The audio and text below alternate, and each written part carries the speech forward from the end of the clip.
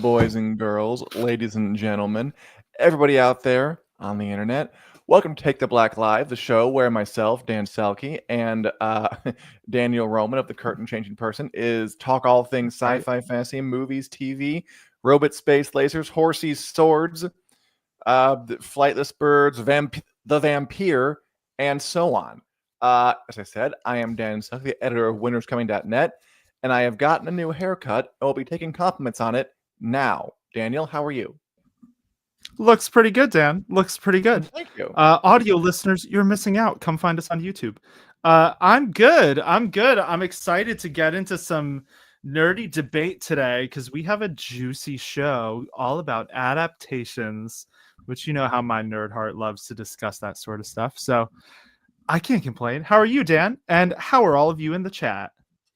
Yeah, good to see you, Martha. Good to see you, Julie. Good to see everybody out there. I'm doing well. I'm freshly shorn. It's lovely here in Chicago. And I am ready to talk about whatever nerdy crap you have prepared for us. Daniel, what are we discussing today? And thank you, Martha. Thank you, everybody. I don't need compliments. Just that if I don't get them, I don't know that I'm real. You know what I mean? I think you know what I mean. Go on, Daniel. Yeah. If without them, is this all not an illusion? No, but today, so we are gonna talk about some Westeros updates as we always do, and then we're gonna be getting into the Adaptation Rumble or something like something pithy like that. Basically, we're gonna look at the big four fantasy shows. That would be House of the Dragon, The Rings of Power, The Wheel of Time, and The Witcher. And we're going to kind of analyze how each of them has adapted their respective source materials for screen, which ones we think are maybe doing a better job, which ones are having issues, and kind of the unique challenges behind each of them. So it should be a good time. And yes, it is official. Those are the big four fantasy shows. I realized as I wrote this that no one had ever really proclaimed that, but they just kind of, I think it's pretty clear at this point that they are the four big fantasy successors to a Game of Thrones, as it were. But before we get there, let's talk about House of the Dragon. So there have been some headlines about House of the Dragon cast giving hugely disappointing updates at Comic-Con and stuff like that. So Dan, my question for you, is House of the Dragon season 3 in trouble? Should we be worried? No, basically, at New York Comic Con this past weekend, a bunch of actors from the show, Matt Smith, Fabian Frankel, Tom Glenn Carney, and I think a host, I apologize, that's a fourth person I don't recognize, were on a panel, as actors do, just fielding questions, and a couple of them said they hadn't heard anything about what's going to happen next. They hadn't gotten scripts yet, and I think the internet, as it tends to do sometimes, narrativized it a bit, said the fact that they hadn't gotten scripts was some kind of bad sign. And I just don't think that follows. I think they said they're going to start shooting in early 2025. There's just no reason to think that is a problem. Like, for instance, an actor on the Fallout show, the big Amazon video game adaptation sci-fi show Fallout, said they're going to start filming next month, November. And I remember that the star of that show, Ella Purnell, hadn't gotten scripts as of a couple of weeks ago. So, actors, I don't know, they're not very important in this process. They get the scripts when they get the scripts. I don't think the shade. I mean, yeah, it's nothing to be alarmed about. I saw some kind of alarmist reactions like bad news, House of Dragon season 3 in trouble. Yeah. No, the fact that the actors not gotten scripts like a good 4, 5, 6 months before shooting starts doesn't really mean anything in particular. Yeah, I'm definitely inclined to agree with that. It seemed like they were kind of having fun with that response. That moderator, I believe, was Josh Horowitz, the Happy Sad Confused podcast. Of course. Yeah, was the person doing that panel. And Matt Smith saying, I've not heard hide nor hair about season 3. And then Fabian Frankel says he's heard some things that he couldn't possibly share. Yes, I won't imitate George R.R. Martin, but get me doing a British accent and it's hard to turn it off. Nice. It's good to know. But yeah, so Leo says, I'm surprised they weren't writing during the airing of the season. And, uh, it is possible that they were. Like, we did hear some reports that, George R. R. Martin had met with them and they had kind of tried to break like a season 3 outline and how far Yes. the show should go. So I don't think they're starting from scratch once the No. season ends. But I think legally they probably can't be writing full scripts until they get the green light from HBO, which didn't actually come through until season 2 was airing. Just in terms of how they employ everyone and employ all the writers, they have much stricter timeframes. This was a whole thing during the writers' strike about how long studios actually employ the writers, and they can only be writing during those times. So yeah, nothing about this smells weird to me. Especially because it's seasons into a show, right? Like, I think with first seasons of a show, scripts tend to come a little earlier because then it's about getting everyone on board on the thing. So you kind of need that proof of concept to be able to show Maybe. actors Yeah, yeah, sometimes yeah. to get them on board. But I think by the time you're at season 3 of a huge show like this that everyone's already contracted for, um, they just need to take the time that they need to take. And yeah, it's October. They're not due to even start pre-production, I think, until early next year. So yeah, I don't think this is strange. I totally agree with you. And as for whether that means they're rethinking some things after the whole George R. R. Martin fiasco of a few months ago, your guess is as good as mine. I hope they are, but I wouldn't like hold my breath on that one either. The most fun thing about the narrative reaction is I feel like it's being filtered through the prism of George R. R. Martin's come out against the show, and that's why there's like some panic baked into headlines because it's just a fun story to think Exactly. about, right? It's a fun story to think about. Ooh, Yeah. what are they panicking? What are they trying to? What are they trying to do things behind the scenes? But we don't Yeah. know. There's nothing out of the ordinary here at all, and we won't know specifics about anything until they choose to share them. So keep on trucking, House the Dragon people, and we will be driving alongside. We'll be in the sidecar. Yes, yes. And yeah, Priyanshu in the chat says actors only receive scripts during pre-production, which will start post 31st of October, confirmed by Ryan Condal. And yeah, I think there's probably wiggle room on that kind of stuff. But yeah, if I wouldn't be alarmed until pre-production's underway and they didn't get them or something. So yeah, stay Sure, fine. tuned for that.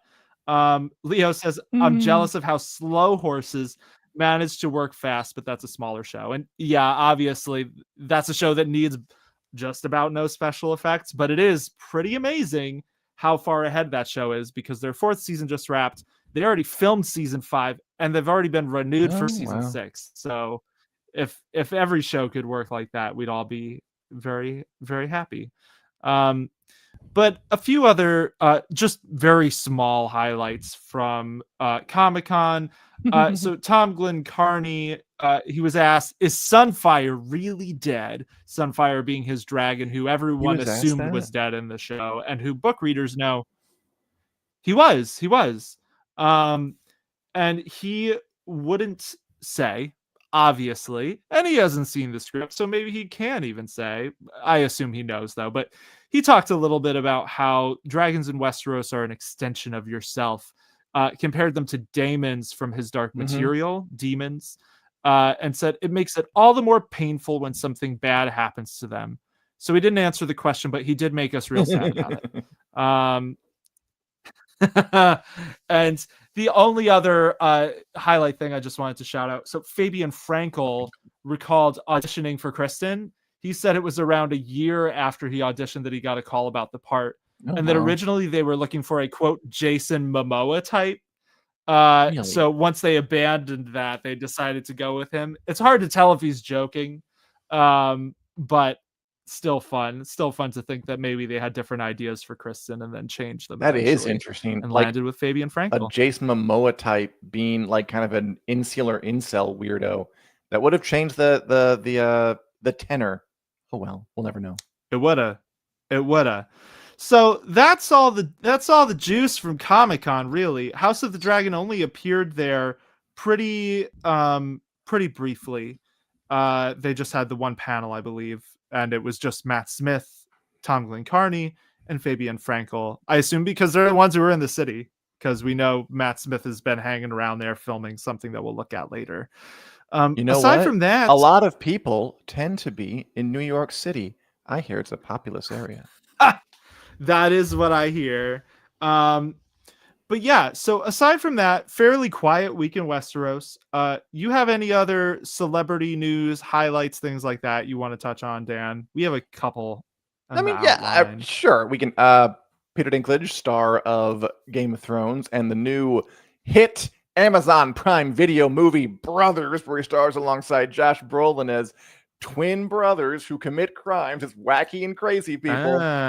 Was on That Hot sounds Ones, that fun. show where they eat hot, which I've never actually watched once in my life. I've never seen Hot Ones, the Are thing you where they serious? never. I've seen this SNL parodies where Beyonce goes on Hot Ones, Oh my but I god. haven't seen the actual Hot Ones where they eat really hot Oh, you wings are and missing then out. try It's and talk so through it. good. You know, they're doing like a live Netflix show about it, like where it's gonna air live on Netflix and Hot Ones, so they can't like cut away from the reactions. Pretty good idea. Victor's on it. He said some stuff. How funny. We got Maisie Williams, who played Arya, and A Knight of the Seven Kingdoms star Dexter Sol Ansel, looking in this photo here like a fancy boy, are going to team up on a new road trip movie.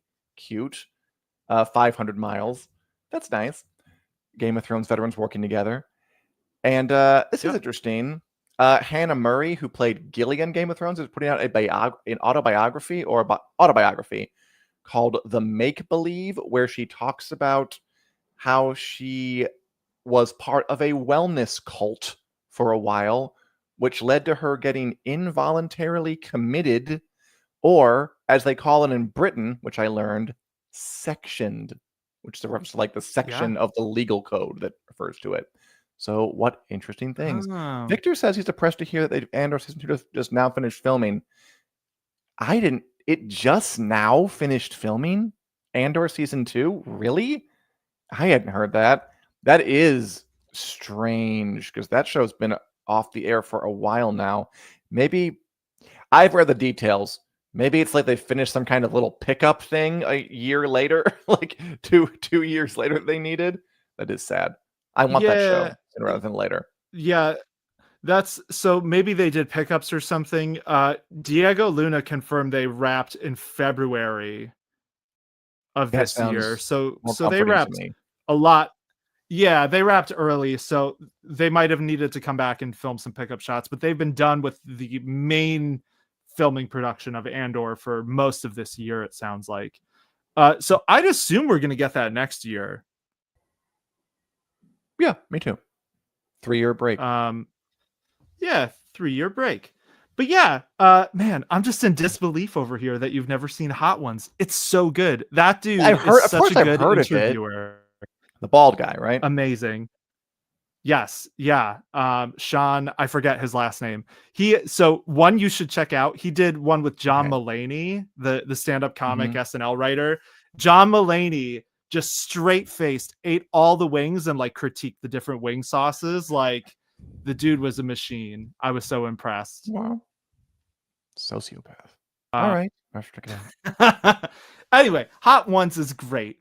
But moving on, let's get into the main topic for today, which is adaptation. What makes a good one, and Whoa. how have these 4 big fantasy shows that we've been watching these past several years, how have they all been handling it? So, Dan, I will just put this question out to you here at the Go ahead. start. Um, Off the cuff here. So, The Witcher, The Wheel of Time, The Rings of Power, and House of the Dragon. Huh. Which do you think has been treating its source material the best? Okay. I will answer. That's a very good, interesting, deep question that could inspire some cool interactions. Can I like cheat and say I know which one treats it the worst? That one's easy. Sure. Which is that? Which is that? That's the Rings of Power, which Really? You doesn't. think worse Oh, than are The you Witcher? kidding? Okay, that was the other qualification. I know The Witcher Yeah, the yeah. least well, so I'm Okay. least qualified to weigh in on that. The other three I all know decently.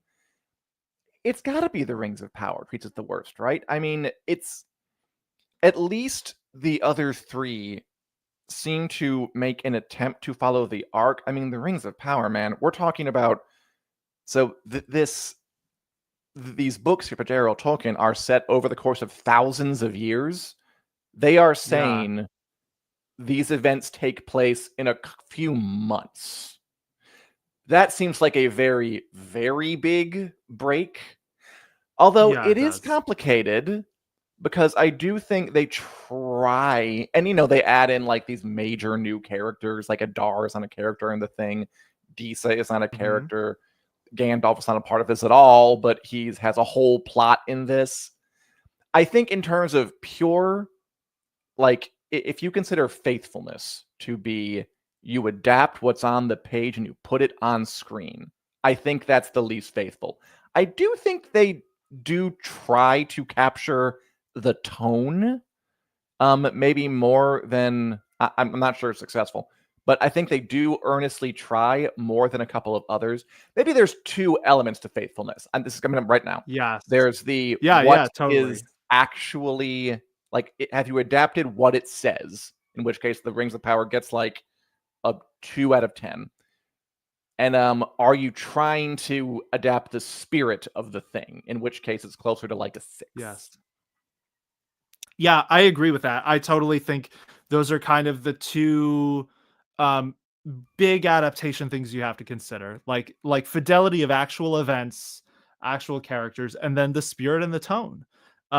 So it's Okay. funny because you know the Rings of Power well, you know the Silmarillion well, you've read it a few times, and you don't I've know read the it Witcher twice. as Don't well. embarrass me. Yeah. Okay, you've read it at least twice. Um, Still disgusting.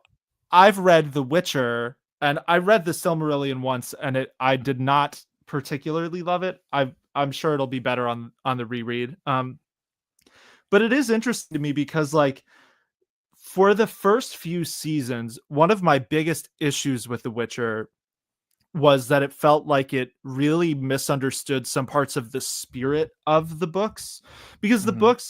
The Witcher is it's such an interesting book series because in terms of like the raw writing on the books, they're probably like the least good of these four in terms of like the actual books and their Sure. quality because they have kind of like a rambling tone. Sapkowski goes off on tangents sometimes. Like it's a little less put together, I guess, than these other huge series we're talking about. But the flip side to that is that they're a little more thought provoking, like in terms of the themes, because he was really looking at real world issues a little more than some of these other fantasy books. Yeah. Because like xenophobia, like spoiler alert here, but that is basically the one thing Geralt of Rivia can't beat is people's fear of the other.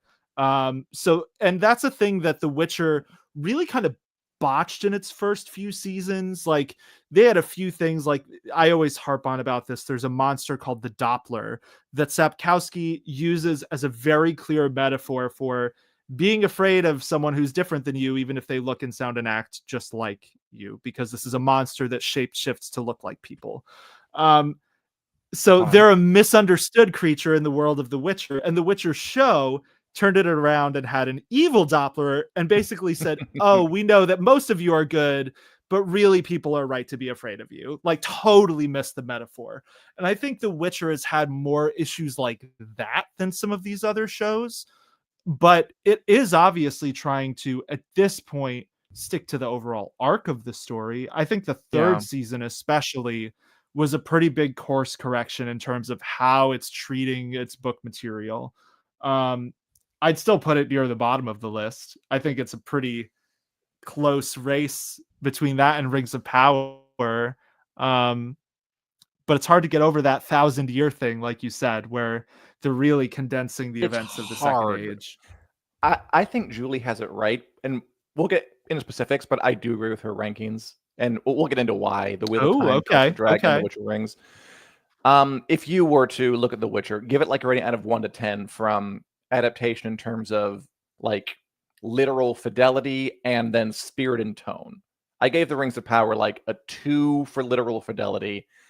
And I'm gonna take a 5 for tone because someone pointed out, like, yes, like a Galadriel Elrond kiss is just a little CW, like a kiss to fake Yeah. out a key, not the tone Tolkien had in mind. I do think they try to get to like the sweep of it. They try to be epic with it. They try to be optimistic. They try. God bless their hearts. They try. I don't think they quite get there. 2 and a 5. What's The Witcher to you? I think The Witcher, I'm going to give it a 4 at this point in terms of fidelity to the text, which that Okay. is very much because of the third season. It would have been way lower than that before season 3. I cannot emphasize enough how much of a course correction that Sure. was for the series. Um, so maybe a 4 for text fidelity. And then in terms of tone, I'm gonna also maybe give it a 4 or 5. 4 or 5. I think the tone it has struggled with almost more than the aside from season 2, which was just its own tangent where the show basically said, "We can't adapt that book. It's a little too boring. Let's make up our own," and it didn't go well. Um, I think the tone, there are things about The Witcher because it is, again, it's rooted in like Polish folklore, so it has real world roots in a way that some of these other series don't have, like a very specific real world root, you know what I mean? Mhm. Where it's like the Yeah. cultural touchstones are very clear in The Witcher, and the show feels like the Hollywood version of that at times. Like, so in that way, I think that the tone is almost a little bit lower at this point than the text Well, fidelity. interesting. Um, but yeah, I mean, I'm not going to defend Rings of Power. I think it's interesting to me that both of those shows feel like they have the corporate stamp more than the other two that Yes. we're going to talk Yes, yes, about. yes, yes, You yes. know, The Lord of the Rings, the Rings of Power, you can just feel the corporate boardroom oozing off of that title. And I think when you look at the way that show is produced, there's a lot of incredible artisan work going on in the production of that series, Totally. but there's just something about it that feels like the corporate take on Tolkien, and that almost feels at odds with the spirit of Tolkien. You know what I mean? Like the spirit of Oh, those writings, very. like you know. He So was against the yeah, I machine. think Like Sauron is kind of a condemnation of industrialization. I can't imagine he would be totally thrilled with what free market capitalism has done to his work. Maybe. We don't know. We're not around. He's not around we it to don't. say. I think we can agree, Yeah, though, that, and by the way, I enjoy both shows. I think those are on the bottom two for adaptation wise. House of the Dragon. Here is the tricky thing with House of the Dragon. yeah. Let's I talk about think this. just looking at it like objectively, like in terms of literal events, it does hit most of them. It leaves out some things I wish it included, and it has some swerves that I don't. Well, I think I suspect why they're included, but I don't really want them to be included. I still think it gets like a solid 7. Like most of the events that are in the Yeah. text of Fire and Blood are there, and then it leaves like what I don't want to get too sidetracked. Um, and the tone too is quite good. It's rich, it's baroque, it feels severe, it feels weighty, it feels like these things matter to these people. So I also, and it feels like Game of Thrones a lot of the time, which I Mhm. think it should because it's in the same universe, same kind of thing. So I think I also get it a 7. Here's the thing with House of the Dragon though. I feel like some of the big changes they've made have been borderline malicious, like towards the text Ooh. in Okay. a way In that what not all the way? other shows do. So you mentioned that in The Witcher, there's this Doppler character, some monster that is a Yeah. Yeah. condemnation of racism in the books. They're misunderstood creatures. In the show, it Yes. changes it so it's actually just bad, which kind of Yeah. which is directly against what he was trying to say. So in the book, they're Totally. misunderstood and you're being condemned for hating them. And in the show, no, they're actually evil and kind of like a validation of you hating the other. So I would call that Yes. a pretty strong contradiction to the theme it was going for. There's a bit of that in House of the Dragon. Like, the story is supposed to Okay. be about these two families who fight each other and in the process let their kind of ambition and their vengeance and their grudges and their hatred spin out of control to the point where they find they've destroyed their families, their country, and their own souls to get what they want. And they Yeah, look yeah, back at the yeah. end, they find that it's not worth it. Like, that's the story of Fire and Blood. And having, for example, Alicent and Rhaenyra try to come together in House of the Dragon to stop this runaway train from going off the tracks, I think really changes the tenor of what the story is in Fire and Blood. I think that's a very intense way to kind of go back on what the core of the story is. I don't know where they're going with it, but it feels like they're veering away from this is a tragedy where people are too short-sighted to see what they're doing is hurting them and everyone around them, to something different, which is like this, maybe this story about how things go out of control despite the best efforts of these two heroic characters at the center to keep it from spinning outward, which is just, it's very, very, very, very different. I'd say it's very against the tenor.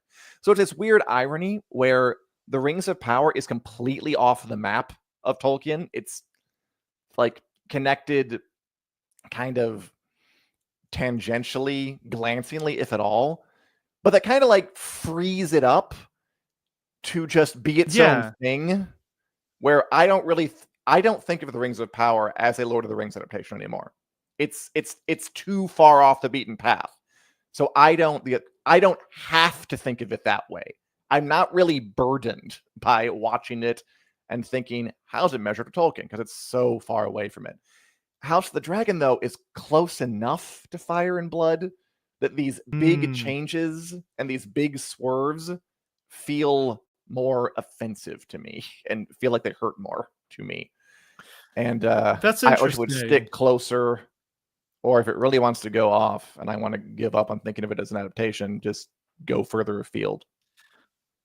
Well, that's interesting because so House of the Dragon, I think of the 4 of these shows, man, I was gonna say is sticking the closest to the events, but that's hard. I don't know that that's necessarily the case at this point anymore. I think it is still, like, in terms of feeling like it is trying to adapt the story, I think it does still feel like it is in that lane, but what you're saying about it going against the ideas of what the story is about, I think is really interesting. And I think,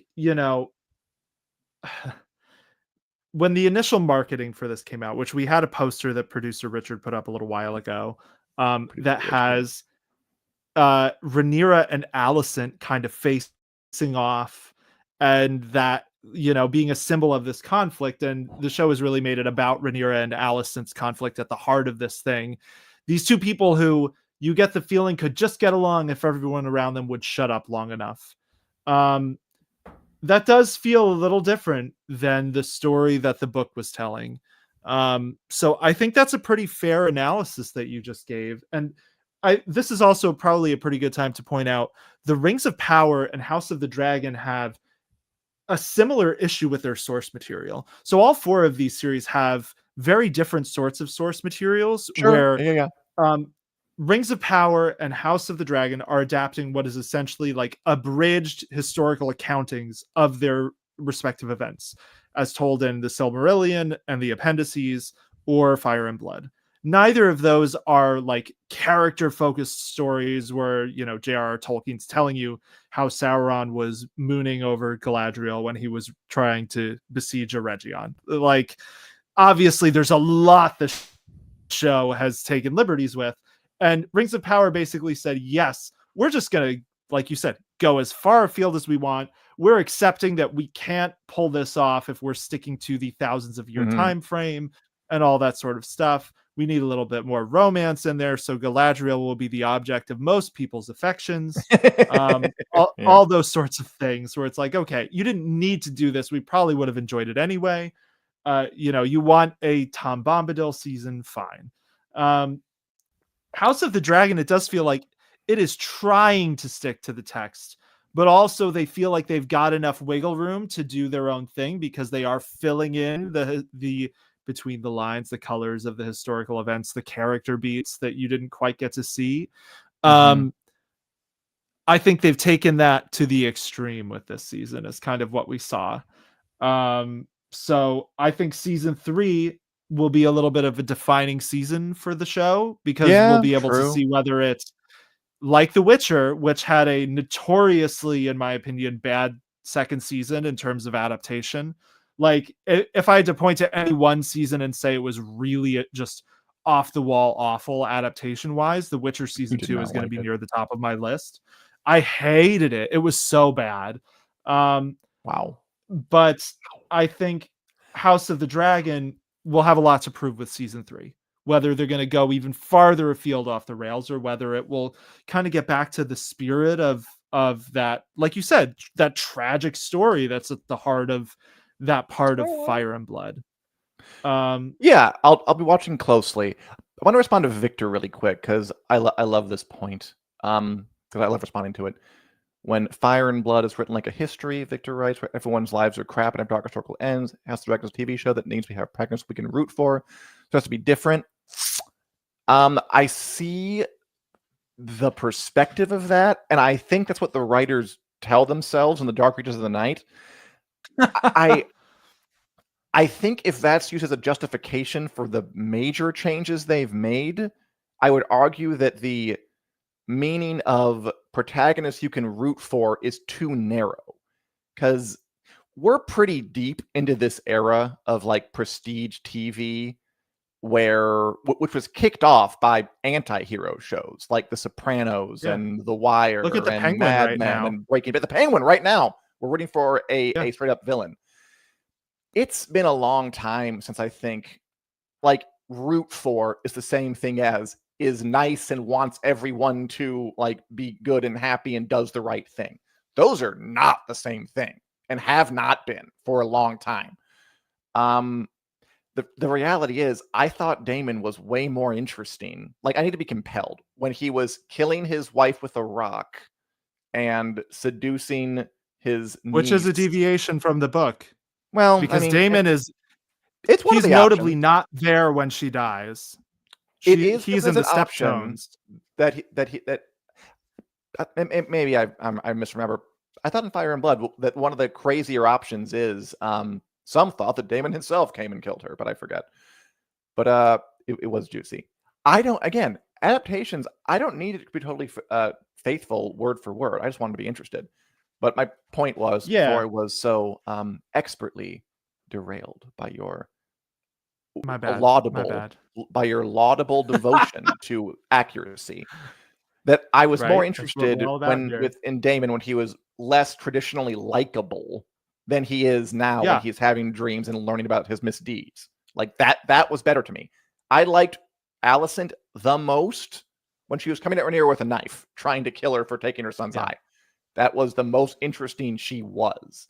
So I reject the idea that a character we can root for is the same thing as a character who does the right thing. I think those are very different things. Yeah, I fully agree with that. And I think we got a really good example of that and how House of the Dragon can do it well this season with Kristen Cole. Because I hated Kristen Cole in the first season. Hated him at the start of this season. I think he had one of the most compelling character stories in season 2. And they didn't really deviate aside from his relationship with Alicent. Most of Kristen Cole's story is just lightly coloring in between the lines of his actual book story. Like, what would it be like for a knight to lead a force of people to Rook's Rest and then see dragons fight in the sky and 2/3 of the people you Yeah, brought that was there good. die. Ugh. And then how does that weigh on a person? That's the sort of building out of the story I feel like could work really well and did work really well this season, because Kristen by the end, he's still not like a good person. Like, I'm not suddenly like Kristen the Good person. Who best, needs but him? like I was more compelled by him than a lot of the others, versus Damon, where essentially Ryan Condal has talked about this. He really loves the Damon story because it allowed him to do his version of like Paradise Lost, but with Damon and Harrenhal.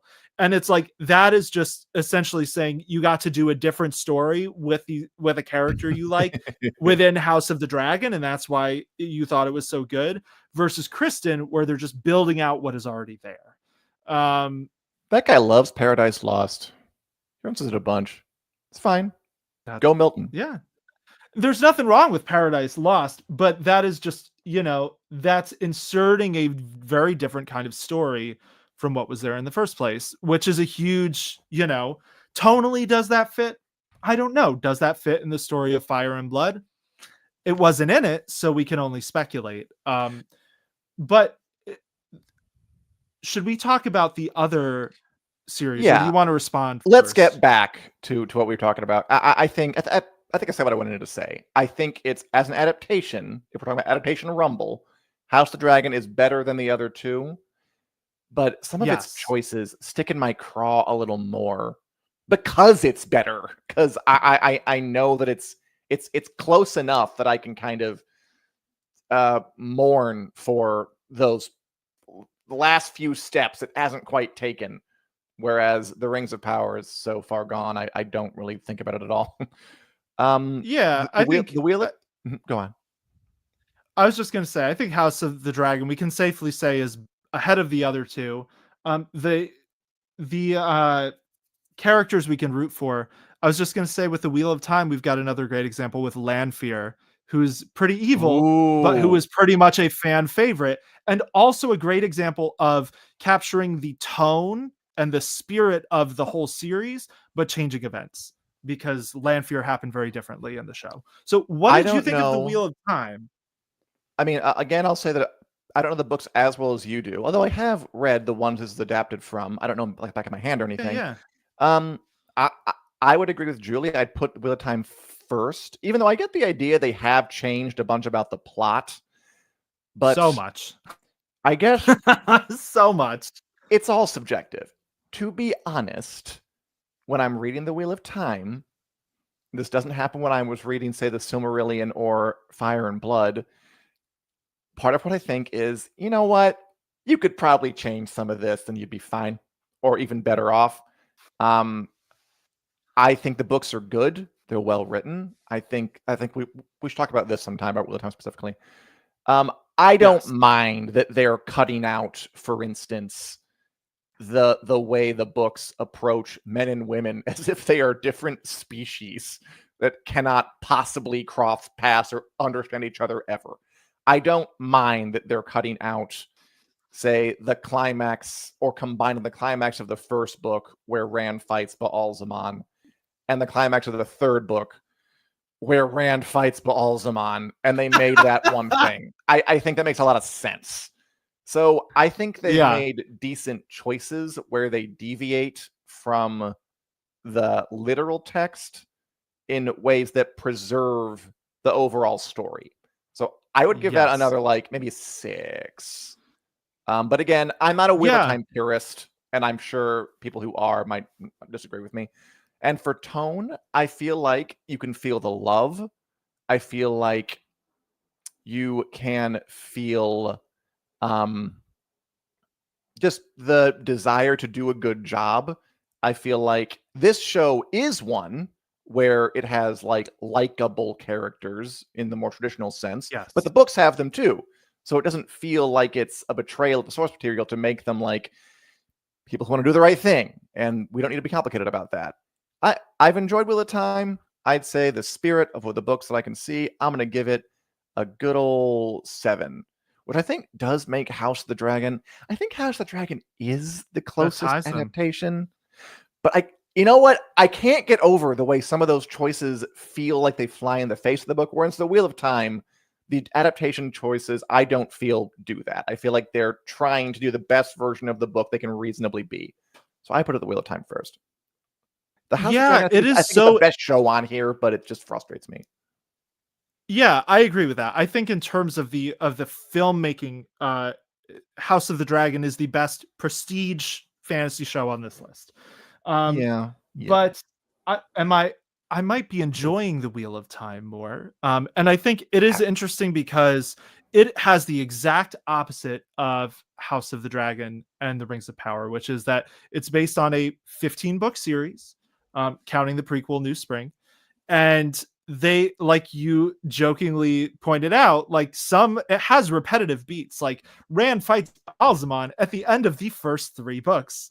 Like, and very early in the process, Rafe Judkins met with Brandon Sanderson, who wrote the last 3 books of The Wheel of Time after Robert Jordan died, and basically said, like, we can't do this on TV because, nobody is going to want to watch it. Exactly. Yeah. And they're trying to adapt the You shouldn't. entirety of the book series in 8 seasons. So by necessity, they are going to have to cut and change things. But I agree with what you said about the changes feel like they know full well what they are changing. So this is one thing that, like you said, you have read a decent chunk of it, but without having read all of 4 it, books they in. are already like working tons of foreshadowing for the very end of the series has already been in the show. So like it's very obvious that like you said, it's coming from a place of love for the thing instead of if only it could be different. And Yeah. I do think that there are some elements of, and I don't want to be like the books could have been improved. Like I see what you're saying about some places where when you read it, it's like, well, this seems like a place for improvement. Like, the Wheel of Time does have, there's been a bit of discourse around it over the years for, things like you said, like the way it treats men and women, like almost a different species and stuff like that. I'm So I rereading think the Wheel of, The Shadow Rising now. If I get to another chapter where like characters spend a good like quarter of their time talking about how the other gender is impenetrable to a member, I'm going to toss my phone in the garbage disposal. I don't even have one. I'm going to get one and do it. It's just Jesus. Just build a bridge. Okay, go on. Sorry. yeah, no, that's fair. And that is a consistent problem all throughout the Wheel of Time series. So this is an instance where it's like they had to change things. There is no world, and book purists like to ignore this fact. There is no world where a straight Wheel of Time adaptation makes sense on television. It just should not happen, in my opinion, because there's there's a notorious section called The Slog that's like 3 books long. Why would a studio in their right mind would adapt that straight, knowing that most fans like hate their lives while they read The Slog, even though there's good stuff in there. I'm not trying to shade those books. So even though the Wheel of Time has changed a lot of details, but it does seem like it's still trying to hit, the big benchmarks. Like, the overall story of season 2 is still mostly in line with the story from the second book, even though it left out some stuff, it added in other stuff.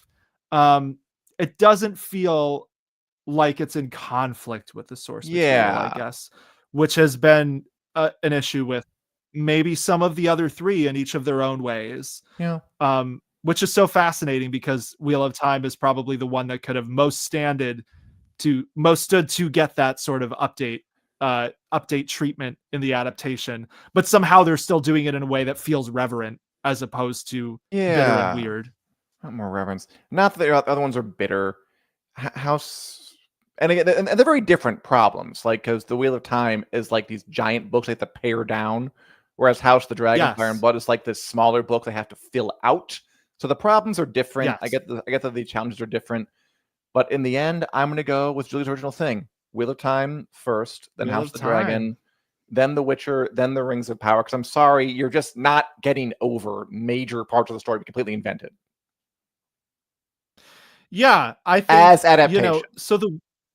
as adaptations, I'm going to start at the bottom. I'm going to say Rings of Power goes at the bottom. And I did enjoy this season. So we're nice. strictly talking adaptation, not quality of seasons.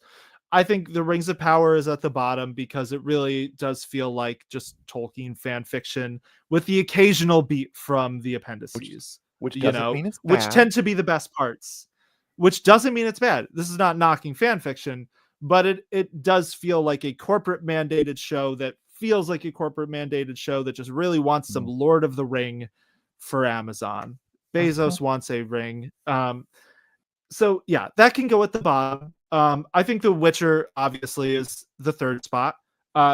Again, season 3 really saved that show for me. Before that, it would have been the worst because the spin-offs I did not like either. That's again where you can see the corporate touch to The Witcher, that they were launching spin-offs while the show was on like its second season.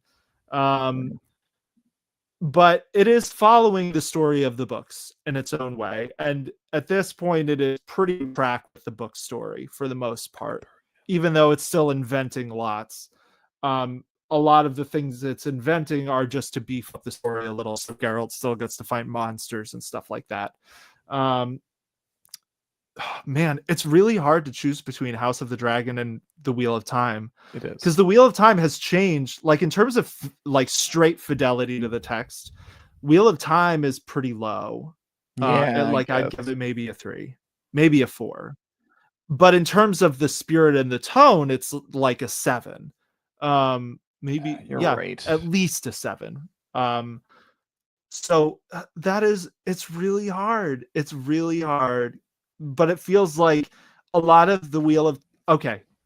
I would accept. I know how I'm going to rank this. Either. I'm going to put House of the Dragon at 2. Okay. I'm gonna tell you, and I'll tell you why quickly before we move on. Okay. House of the Dragon's going to go at number 2 for me, and then the Wheel of Time. And the reason being, House of the Dragon made a lot of changes very intentionally that it didn't have to make. Sure. Because they just thought they could do XYZ and do it better, make it different, change the core of some things.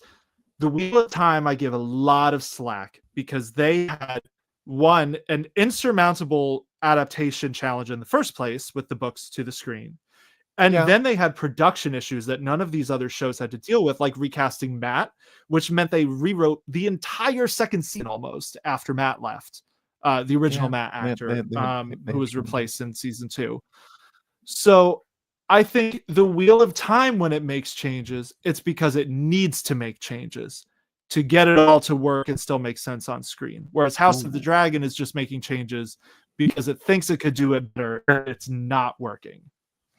So that's why I'm going to go with those rankings. So Wheel of Time 1. We've decided. And Victor, thank you for mentioning Demetrius Polychron, the author who wrote the Lord of the Rings sequel, who got sued by the Tolkien estate for doing. Nice. What a great name. Daniel, we have jawed for a long time.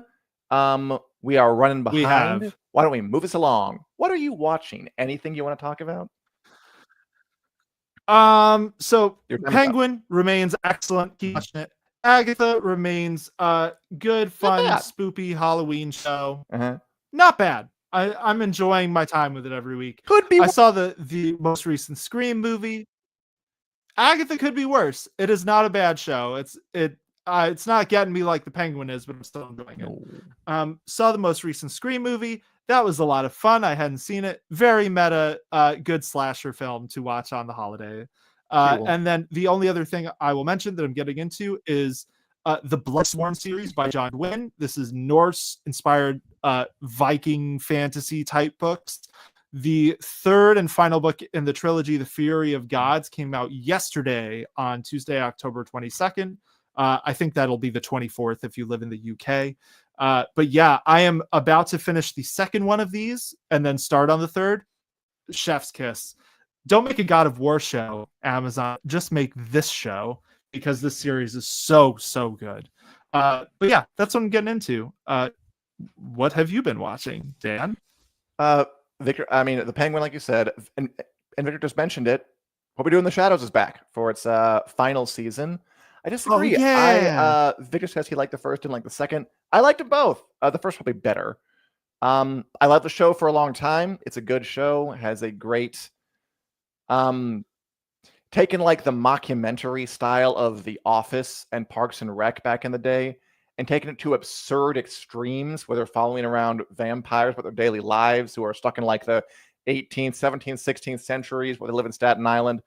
Funny show, well written, really well acted. By this point, some of the performances have been kind of iconic. Matt Berry as Laszlo Cravensworth is basically a new iconic stock character in the collective consciousness. Good show, good ass show. I'm glad it's gonna end on it looks like it's end on a high note. And Julie's watching Daryl Dixon. Sorry, The Walking Dead. Nice. Daryl Dixon, M Dash, The Book of Carol, which I do hear is very good. People are really, really enjoying that. Ooh. No. Oh, thank you. And Dragonheart613 has a featured comment. Says, "Well, the time was good, but need new showrunner and better writers. House of Dragon, great, but some war and no more Alicent. The Witcher season 1 and some of 2 were okay, but 3 and Henry Cavill leaving have killed it." Thank you, Dragonheart. I think we take issue with a bunch of that, but I appreciate the comment. Yes. Thank you for the super chat. This week. Respectfully disagree on season 3 of The Witcher, which is its best season. Yeah, you will go down fighting that. That's the hill you will die on. Which I don't even disagree with you. We could break down the minutia behind that, but we are running out of time. So why don't we are get to the WiC News Lightning Round, where we go over a bunch of stories we couldn't get to in the main body of the show and give our 20-second opinions on them. And we have a big one for you today. We do. There's a lot of lightning in this lightning round. So if you have never watched the show before, listened, what have you, welcome. This is our world famous lightning round where we have 20 seconds to break down news stories we didn't get to in the main body of the show, or producer Richard buzzes us into infamy and shame, which sounds like that. All right, Dan, these are shockingly in order. So this first one's for you. Are you ready? Yeah. All right. Check out this picture of Matt Smith in his new film, Caught Stealing. This is Matt Smith, Daemon Targaryen, with a flaming hot mohawk and a gun. He's in this crime drama with Austin Butler. I mean, all this is look at Matt Smith's hair. That's the entirety of this story. It looks crazy. It looks wild. Apparently, he might shave his head just to make the Damon wig fit easier. Is his latest thing he said. Yeah, moving on. Daniel, speaking of the Wheel of Time showrunner that Dragonheart mentioned, Rafe Judkins is no longer working on Amazon's God of War show, which they were going to make based on the video game series. Instead, Amazon's bringing in Ronald D. Moore, who's behind Battlestar Galactica, behind Outlander, behind a bunch of Star Trek shows. Pretty big name to bring in. It is a big name. Ronald D. Moore doesn't miss, so I'm sure this will be good if he's working on it. But I also do have a strong feeling of like, this feels like folly to me to be trying to make God of War as a television show, because so much of it is big video gamey set pieces. Yeah. Jury's out. We'll see how it goes, but Ronald D. Moore, man. Yeah, that's it. I talked too long. Okay. Here is a fun one, depending on if you're Elon Musk or not. So Blade Runner 2049 producers, Alcon Entertainment, they're suing Elon Musk and Warner Brothers Discovery for using AI-generated images that bear a striking resemblance to Blade Runner at a robotaxi event. Yeah, that's the image from Blade Runner. The one that Elon Musk used was like a kind of orange escape with a guy in the duster. And he even mentioned Blade Runner during the speech, and they claim he asked for permission and they denied it. So there's more than just the images. Yeah. It seems like a decent case they have. We'll see what happens to it. What a fun little thing. Daniel, here's something that, because I know that you enjoy Aliens or Predators. You enjoy one of those, maybe both. I enjoy all of them, both. Work. Alien Romulus, the new movie, is being released on a fully functioning VHS tape. December 3rd. You gonna get it? I mean, I don't have a VCR, so I'm not gonna Yeah, get who it, but does? I love it on premise. Someone, Fede Alvarez does, the director of Alien Romulus, I guess. I love this because it's kind of honoring the roots of Alien, which like had a really, Sure. I have fond memories of those VHS tapes of the original movies, so love to see it. Here's an interesting one. So the Hunt for Gollum, that is the new Lord of the Rings movie in the works with Andy Serkis returning as Spoopy Gollum. The Hunt for Gollum is not 2 movies, which we had heard it was a while back. But there is a second live action Lord of the Rings movie in development. What the hell is going on, Dan? It was Ian McKellen said he thought The Hunt for Gollum was 2 movies, but apparently that he's got the signals mixed up a bit. There are 2 movies that both might involve Gandalf, but they are not The Hunt for Gollum Part 1 and Part 2. The takeaway is the Lord of the Rings, they're really trying to make it happen on the big screen. I'm not sure if the first one's going to go over well. I don't know how that animated one might do, so we'll see how that fares later this month. Daniel, this was a big one. Marvel has delayed its Blade movie starring multiple Academy Award winner Mahershala Ali. Again, it's on like several times, can't get it together. Instead, where the Blade movie would have aired next year, they will drop Predator Badlands, another movie that is different.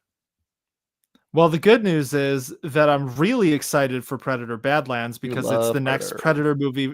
I love Predator. I loved Prey from Dan Trachtenberg, who is also doing Predator Badlands.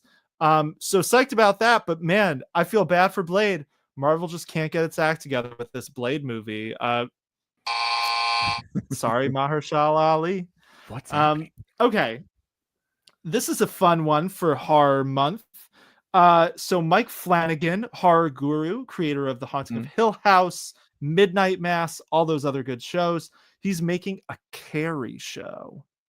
Yeah, that could be fun. I like Carrie. I like The Haunting of Hill House, Haunting of Bly Manor, The Haunting of Blank. Carrie, yeah. Blood on her head, zaps people at prom, Sissy Spacek, good movie. Why not? That could be good. Like a high school horror thing. Long history of it. Stephen King is never out of style. Rock on. Yeah, totally. Daniel, we're telling you, it's a big one. Kim Bodnia, who played the elder Witcher Vesemir in The Witcher, will not return for season 4 of that show because of scheduling conflicts. He's the second person to be recast. Yes. So Vesemir will be back in the next season of The Witcher, but he'll be played by someone else. Because Kim Bodnia is in a racing movie on Apple TV Plus, and because of the Hollywood strikes last year, the writers and actors strikes, schedules got shuffled around, and he no longer could do both of them. So Vesemir will look different in the next season of The Witcher. Here's one. So the boys always on top of it. They have already put out a Homelander photo mocking presidential candidate Donald Trump's McDonald's photo app. Yeah. So Trump, whoever saw this, he worked at McDonald's for like 15 minutes, and they took pictures of him in like a little McDonald's apron. And the boys, like Homelander has always kind of been like a Trump analog, like this kind of rising proto-fascist. So of course they had to do this. They had to put together a little cute photo of Homelander giving McDonald's out to people. They're always doing that kind of wacky stuff. Ooh, is Theseus? Then it's pretty good. Okay, moving on. Daniel, Tom Holland, noted British actor who's pretending to be an American icon, has confirmed that the 4th Spider-Man movie, Spider-Man 4, is happening. They're going to start filming next summer. Yeah, that's exciting. We got this confirmation on The Tonight Show just this week. I didn't expect it to start filming next year already. So that sounds quick. That's That's good news. Holland's greatest Spider-Man. I will gladly watch him in another movie. I hope that it's good. I hope that they've taken the time to make a good movie. Is my hope for that one. Been a minute. It has been a minute. And that is fine, studios. There's more than enough else to watch. Speaking of, you might be watching The Legend of Vox Machina on Prime Video right now. If so, good news. Amazon has renewed The Legend of Vox Machina for season 4. Yeah, nice. Vox Machina. I can't really get into it. I don't know. It's a little superficial, maybe a tad bland, but it's a fun show. It's done with love, well animated, pretty cool. So I'm glad they're going to get their 4th season. 100 years, may it live 100 years. Still lots. Yeah, there you go. And finally, we're done. Noted author Brandon Sanderson, Wheel of Time author, is writing a novelization of his book White Sand. What does that mean? Yeah. So Brandon Sanderson, early in his career, wrote this book White Sand that never got published. Then recently it was put out as graphic novels. Now he's going back and he's writing a whole new version of the White Sand book as a novel again. So that you'll have the other one was never really published. You could get it through his newsletter and stuff, but now it's going to be an official book in bookstores. So that's Wasn't exciting. the magic eye tesseract snake eating its own tail kind of bullcrap is that? Okay, but it sounds fun. I'm glad for everybody. We don't talk about today. We didn't even get to the Doom Prophecy trailer that Victor mentioned. It did look really good. I'm trying to get screeners for that. I'm trying to get some interviews for that. Cross your fingers for me. I'm talking to people. Or that they dropped a Severance trailer today, which is coming out in January. Yeah, lots of stuff happening. And if you want to keep up with it, if I don't know what's happening, you can follow us. You can turn into Take the Black Live every Wednesday at 2 p.m. CST right here on the Winners Coming Facebook and YouTube page. You can subscribe to us. You can like us. You can leave comments. I know you got that covered. You can go to winnerscoming.net and see all what we're writing, where we do interviews, news, editorials, all kinds of crazy stuff. Thank you, Julie. Good seeing you too. See you next one. Best website, I agree, says Victor. If you're not following, thank you, you're Victor. lame. I don't endorse, I don't think you're all lame, but I'll say this. If you do follow us, you will become cooler, and that is scientifically proven. So thanks for watching, and keep that in your mind the next time you open a computer and decide, or phone, and you decide what to type in. Bye. That's right. Take care, all.